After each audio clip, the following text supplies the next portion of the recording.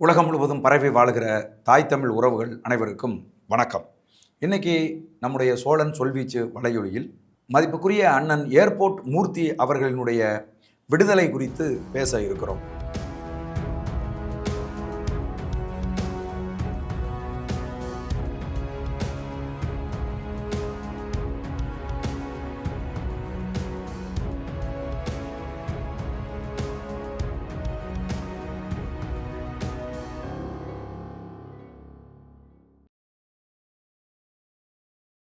அண்ணன் ஏர்போர்ட் மூர்த்தி அவர்கள் நாம் தமிழர் கட்சிக்கு ஆதரவாகவும் அண்ணன் செந்தமிழன் சீமான் அவர்களுக்கு ஆதரவாகவும் தொடர்ந்து பேசி வந்தார். பல்வேறு சாதி அமைப்புகள் ஒருங்கிணைந்து தமிழர்களாக களத்தில் நிற்க வேண்டும் என்று பாட்டாளி மக்கள் கட்சியினுடைய மேடையில் பேசினார்.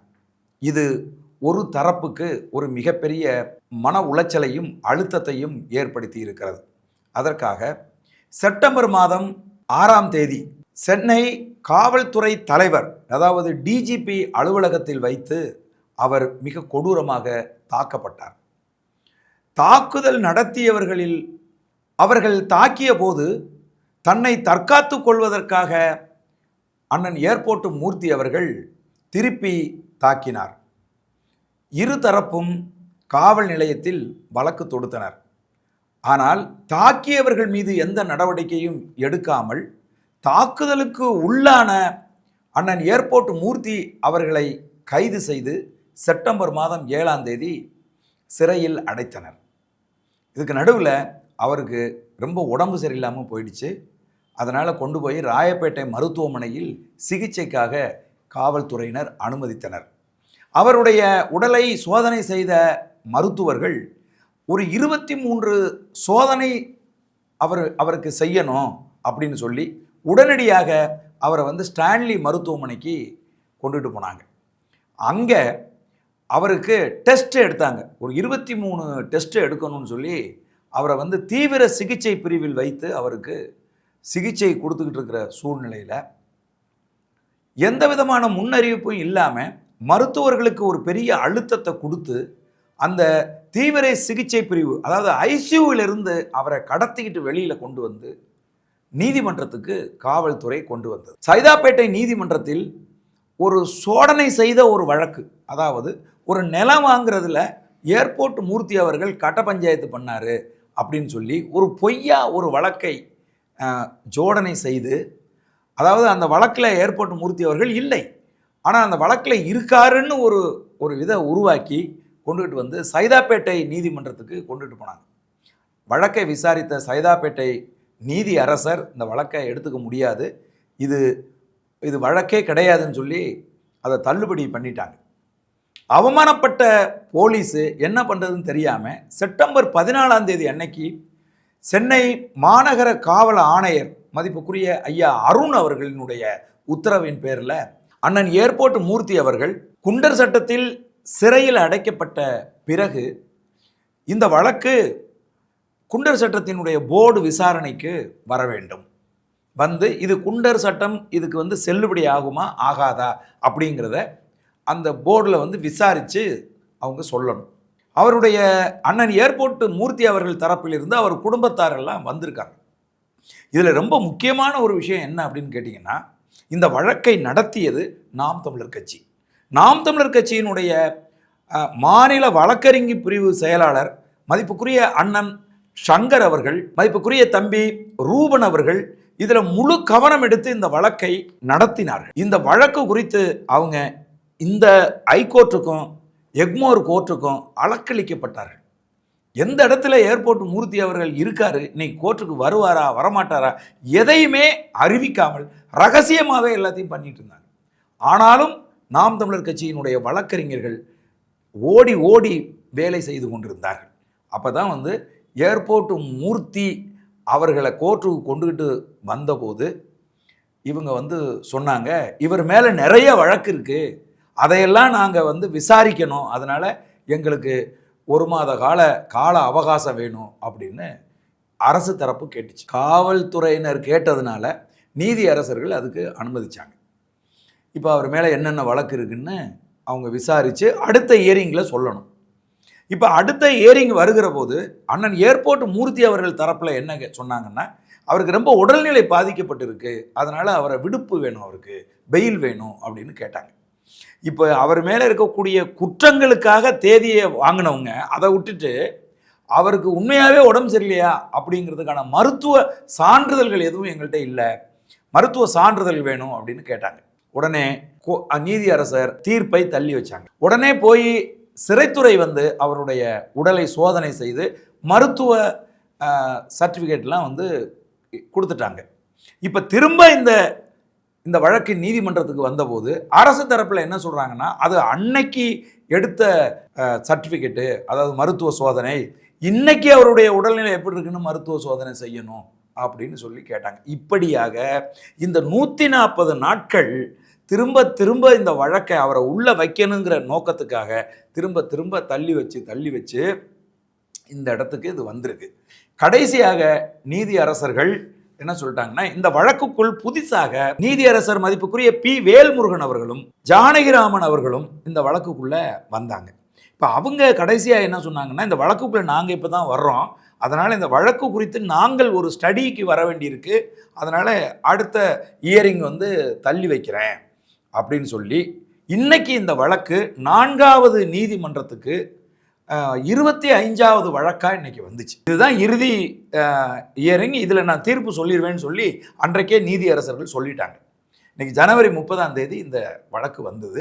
காலையில் பரபரப்பாக 25வது வழக்கா தொடர்ந்து வாத பிரதிவாதங்கள் வந்து நாம் தமிழர் கட்சியினுடைய வழக்கறிஞர் பிரிவு என்ன சொன்னிச்சு அப்படின்னு கேட்டால், இது 100% ஒரு அரசியல் பழிவாங்கல், தற்காப்புக்காக ஒரு அரசியல் கட்சி தலைவர் தாக்கப்படுகிற போது தற்காப்புக்காக செய்த ஒரு செயலை இவர்கள் மோசமாக சித்தரித்து பொருந்தாத குண்டர் சட்டத்தை அவர் மேலே வந்து போட்டுட்டாங்க அப்படின்னு சொல்லி நாம் தமிழர் கட்சி வாதிட்டது. இந்த வழக்கை விசாரித்த அந்த எதிர்த்தரப்பு என்ன சொல்லுதுன்னா, இல்லை இவர் மேலே நிறைய வந்து வழக்குகள் இருக்கு, இவர் வந்து மக்களுக்கு குந்தகம் விளைவிக்கிற வேலைகள் எல்லாம் செய்யக்கூடியவர் அப்படின்னுலாம் வந்து எதிர்த்தரப்பில் உள்ளவங்கெல்லாம் வந்து சொன்னாங்க. இப்போ நீதியரசர் கிட்டத்தட்ட 12 நிமிடங்கள் தன்னுடைய தீர்ப்பை வந்து அவங்க முன் வச்சு பேசினாங்க. அதுக்கு முன்னாடி அரசு தரப்பிடம் பல கேள்விகளை நீதியரசர்கள் எழுப்பினாங்க. கேள்வி நம்பர் 1 என்ன அப்படின்னா, 14ஆம் தேதி அவரை வந்து குண்டர் சட்டத்தில் அடைச்சிருக்காங்க, ஆனால் அதற்கான ஆவணங்கள் எல்லாமே நீதிமன்றத்தின் வழியாக எத்தனாம் தேதி கிடைச்சிருக்கு அப்படின்னு கேட்டிங்கன்னா 18ஆம் தேதி தான் கிடைச்சிருக்கு. 17ஆம் தேதி ஒருத்தரை முன்கூட்டியே தயார் செய்த ஆவணங்களை கொண்டு அவரை சிறையில் குண்டர் சட்டத்தில் அடைக்கிறாங்க. ஆனால் நீதிமன்றம் கொடுத்திருக்கக்கூடிய ஆவணங்களும் சரி, மற்ற ஏனைய மாநகர காவல்துறை ஆணையர் கையெழுத்து போட்டிருக்கிறது எல்லாமே என்னைக்குன்னு பார்த்தீங்கன்னா 18ஆம் தேதி கையெழுத்து போட்டு. நீதியரசர் கேட்குறாரு, இது எப்படி செஞ்சீங்க அப்படின்னு. அப்போ அவங்க சொல்கிறாங்க, இல்லை கவனக்குறைவாக செஞ்சிட்டாங்க அப்படின்னு அவங்க சொல்கிறாங்க. அடுத்தது வந்து அவர் வந்து என்ன கேள்வி கேட்குறாரு அப்படின்னா, எந்த அழுத்தத்தின் அடிப்படையில் குண்டர் சட்டத்துக்கு பொருந்தாத ஒரு வழக்கை, வெறும் லா அண்ட் ஆர்டர் சம்பந்தப்பட்ட ஒரு வழக்கை குண்டர் சட்டமாக மாற்றி அவசரமாக எதுக்காக அவரை குண்டர் சட்டத்தில் போட்டீங்க அப்படிங்கிற கேள்விக்கு அரசு தரப்புலேருந்து எந்த பதிலும் கிடையாது.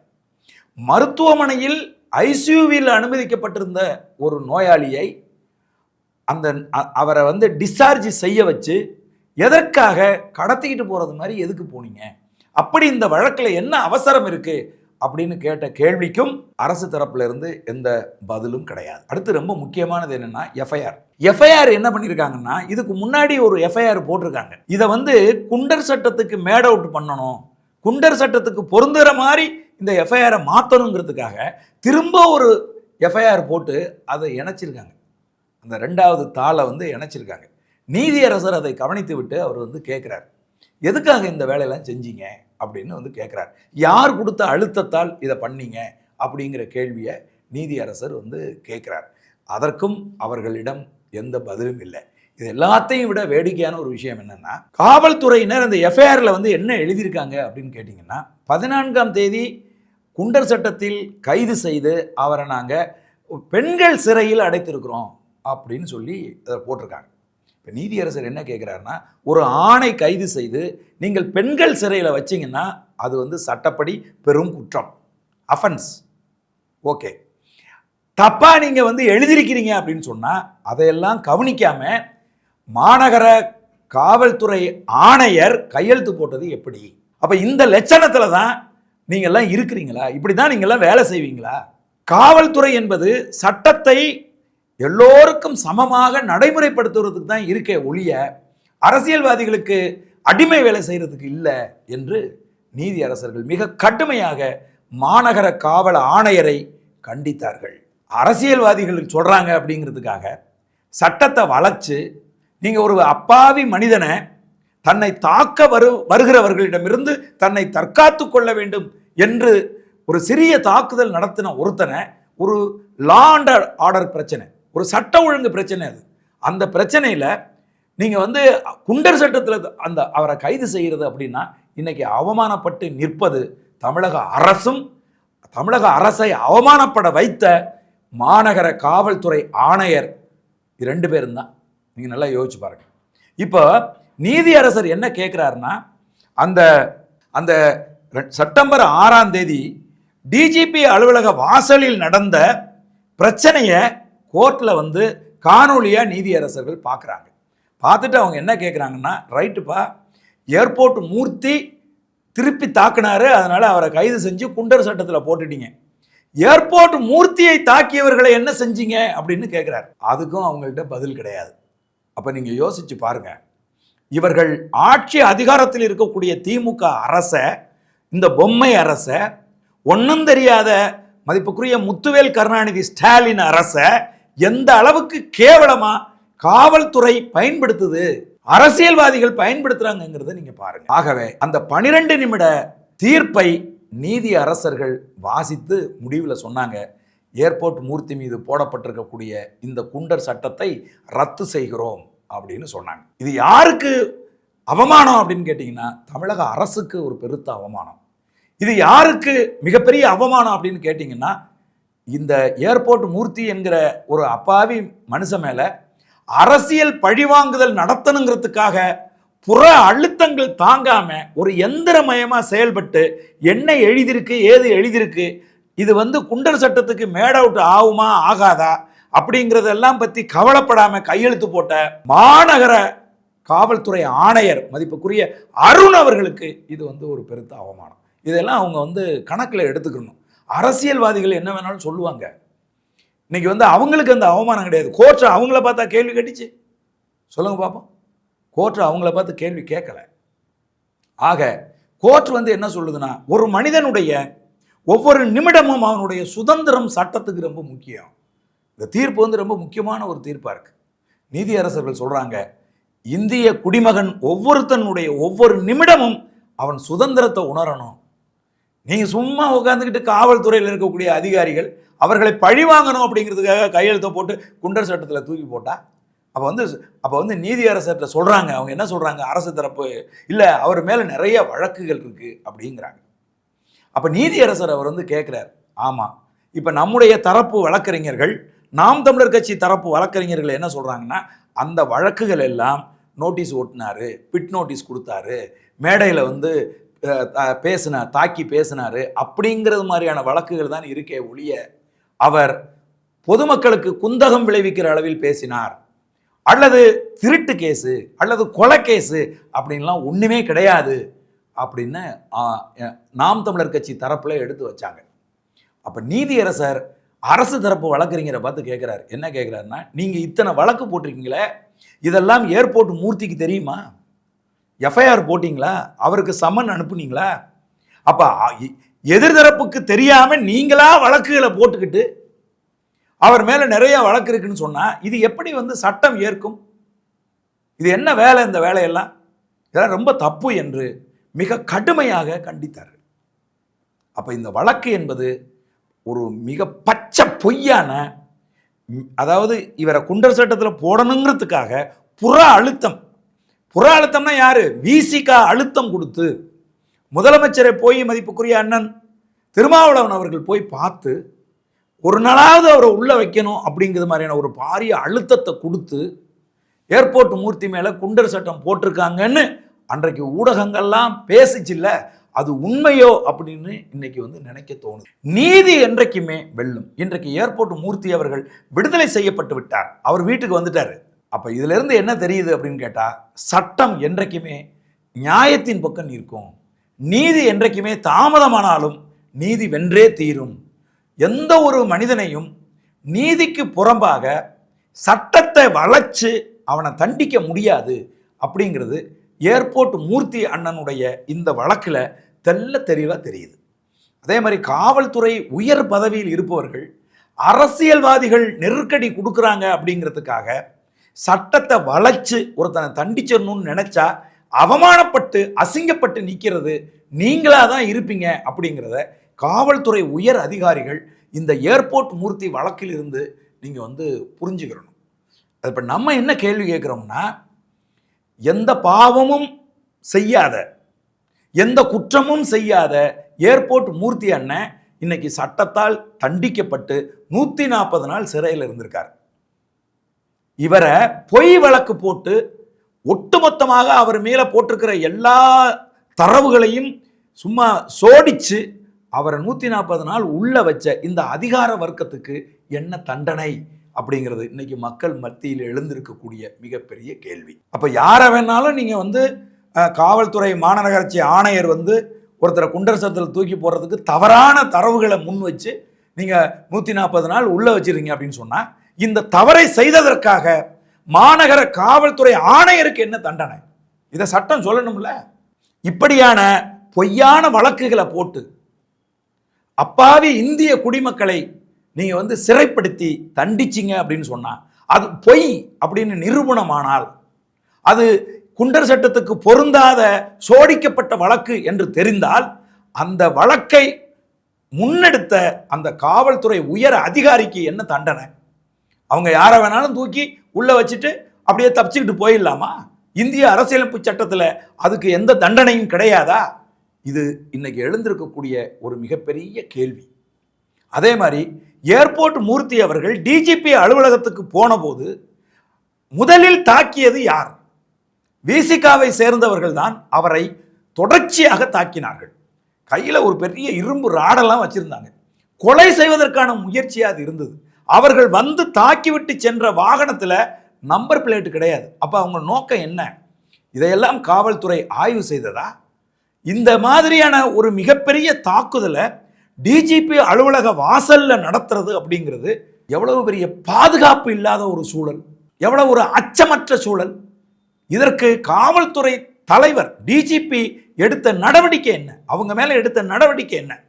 அப்ப யார் வேணாலும் டிஜிபி அலுவலகத்தில் பூந்து தகராறு பண்ணிடலாமா? யோசிச்சு பாருங்க. அதனால ஒட்டுமொத்தமாக ஏர்போர்ட் மூர்த்தி அண்ணனுடைய வழக்கில் நடந்திருக்கக்கூடிய அனைத்துமே சட்டத்துக்கு புறம்பாக இருக்கிறது.